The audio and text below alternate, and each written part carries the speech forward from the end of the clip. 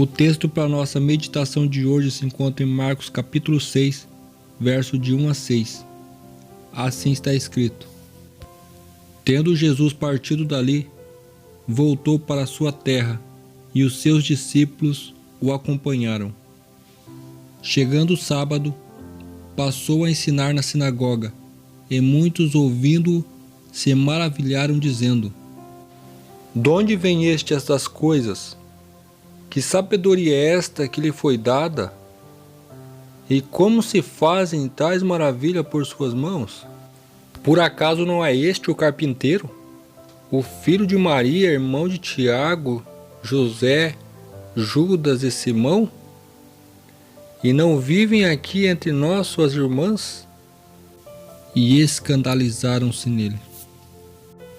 Jesus, porém, lhes disse: Não há profeta sem honra, senão na tua terra, entre os seus parentes e na sua casa.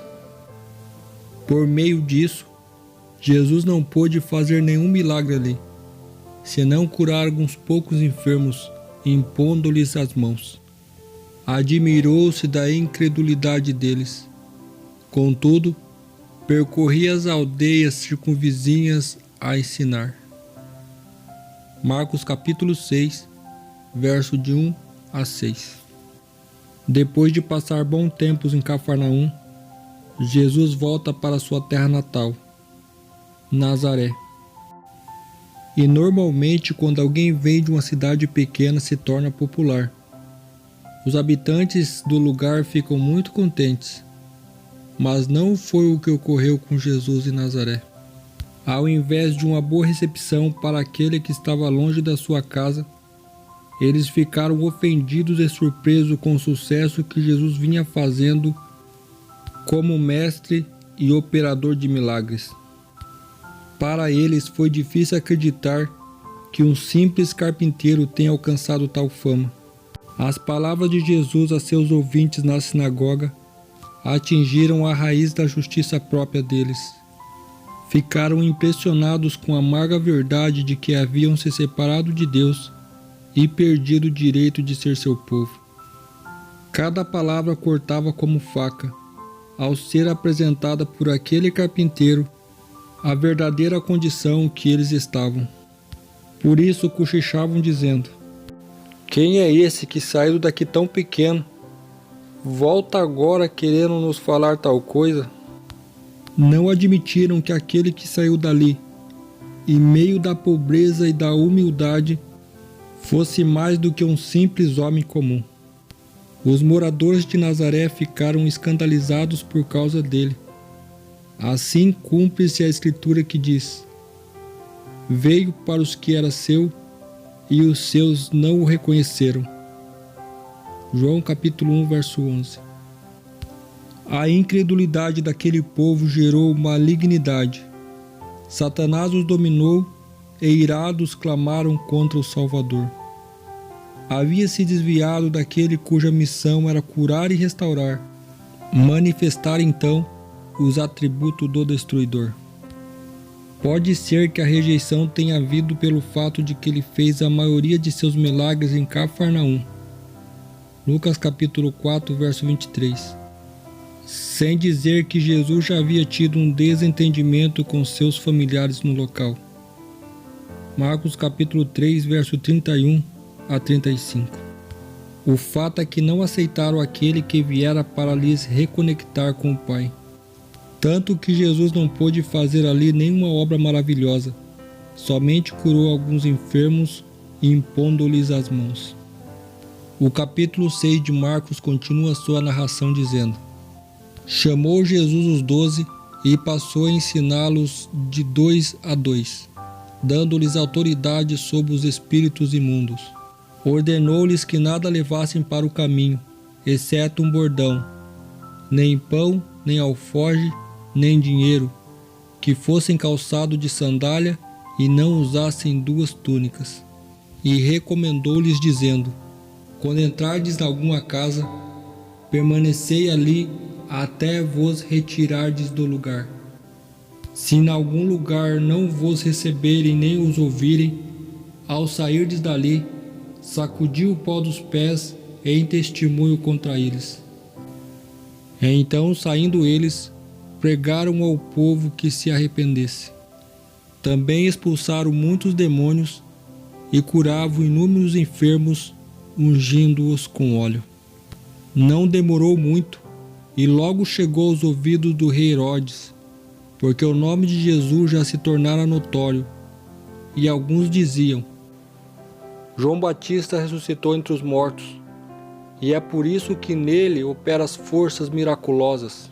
Outros, porém, diziam: esse homem é Elias. Ainda outros: é profeta como um dos profetas. Herodes, porém, ouvindo isso, disse: é João, a quem eu mandei decapitar, que ressuscitou. Porque o mesmo Herodes, por causa de Herodias, mulher de seu irmão Felipe, porquanto Herodes se casara com ela, mandara prender João e atá-lo no cárcere. Pois João lhe dizia: não é certo possuir a mulher do seu irmão. Por esse motivo, Herodias o odiava, querendo matá-lo, e não podia. Porque Herodes temia João, sabendo que era homem justo e santo, e o tinha em segurança. E quando o ouvia, ficava perplexo, escutando-o de boa mente. Até que, chegando um favorável dia, em que Herodes, em seu aniversário natalino, dera um banquete a seus dignitários, aos oficiais militares e aos principais da Galiléia, entrou a filha de Herodias, e dançando, agradou a Herodes e aos seus convivas. Então disse o rei à jovem: pede o que quiseres, e eu te darei. E jurou-lhes ainda mais: se pedires mesmo que seja metade do meu reino, eu te darei. Saindo ela da presença do rei, foi até a sua mãe e perguntou: que pedirei? Esta respondeu: a cabeça de João Batista. No mesmo instante, voltando apressadamente para junto do rei, disse: quero sem demora que me des num prato a cabeça de João Batista.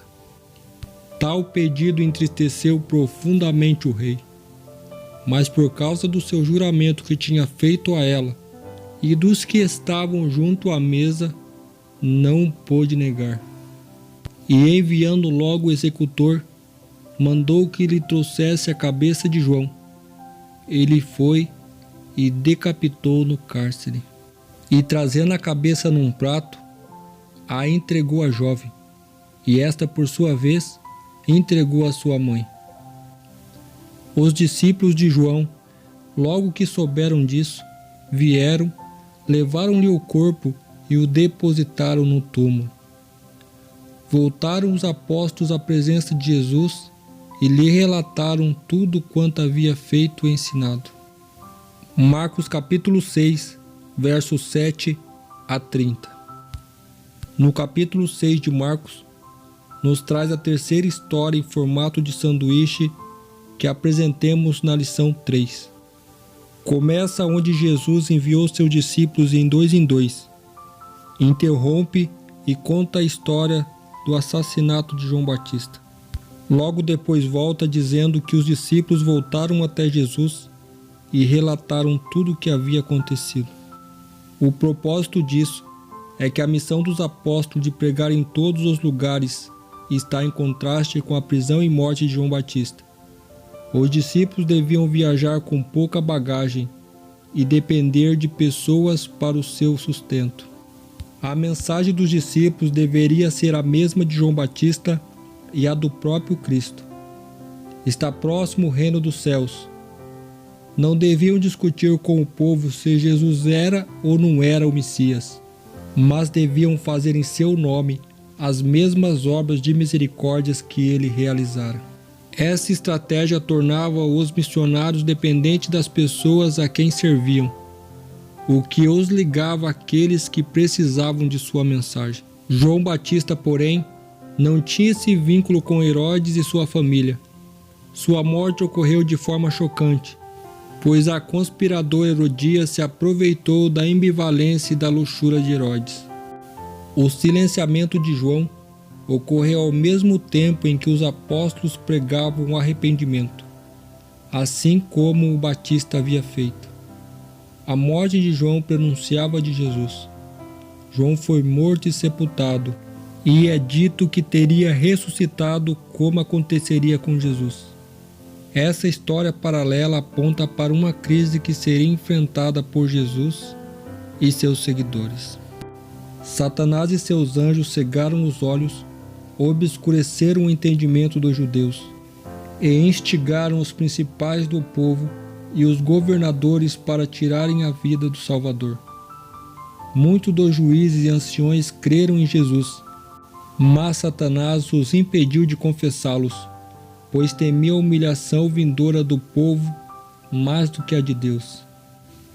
Hoje, no entanto, não está diferente, e Jesus continua a ser rejeitado, assim como aqueles que ele envia em missão. O mundo distante de Deus, secularizado, zomba de todos e já não crê no anúncio de Cristo que é lhe feito.